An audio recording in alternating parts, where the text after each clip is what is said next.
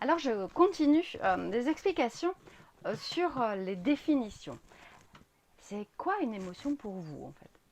Alors, souvent, quand j'interviens en formation, la définition de l'émotion, elle est souvent erronée par des croyances limitantes.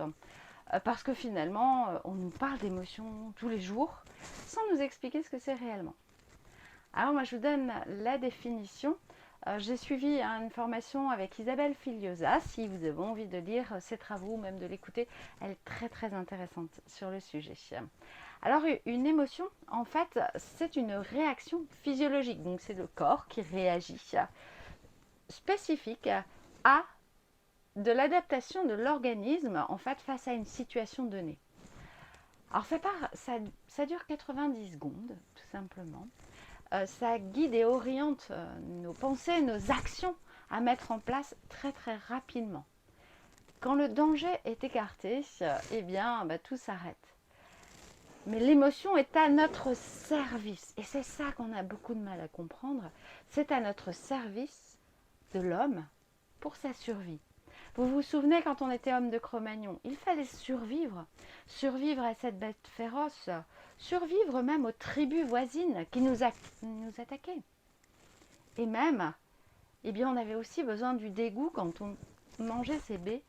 Eh bien, le dégoût nous invitait à nous dire « Oh, oh, danger, il ne faut surtout pas en manger ». Alors, souvent, l'émotion, on pense qu'elle peut durer des heures et des heures, mais non. En fait, une émotion dure 90 secondes, comme je vous l'ai dit. Il y a une alerte, une tension pour se mobiliser, être vraiment prêt à réagir, et puis une décharge. Quand ça continue, ça devient un sentiment.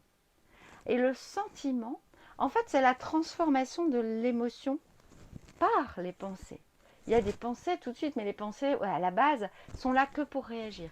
Et après, ça y est, on commence à cogiter. Et là, ça devient un sentiment. Alors, si c'est un sentiment d'amour, je dirais, il est bon pour vous. Mais quand c'est un sentiment de colère, il devient mauvais pour la santé. Souvent aussi, on va le mélanger avec l'humeur. L'humeur, c'est un état passager qui peut durer de quelques heures à quelques jours pour certains.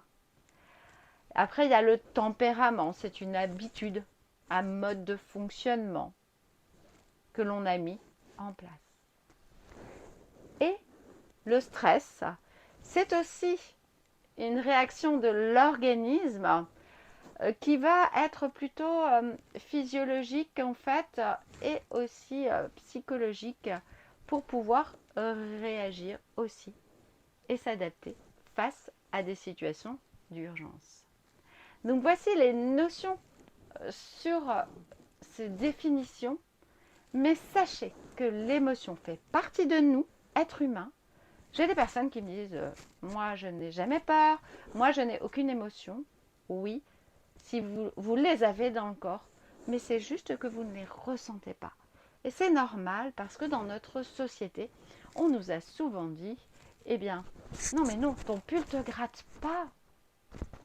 C'est bon, arrête de pleurer. Non, arrête de crier, une petite fille, ça crie pas, comme un garçon, ça ne pleure pas. Donc nous nous sommes coupés de nos émotions. Je vous dis à la prochaine vidéo où je vous parle d'une émotion sur chacune d'elles. Merci, bye.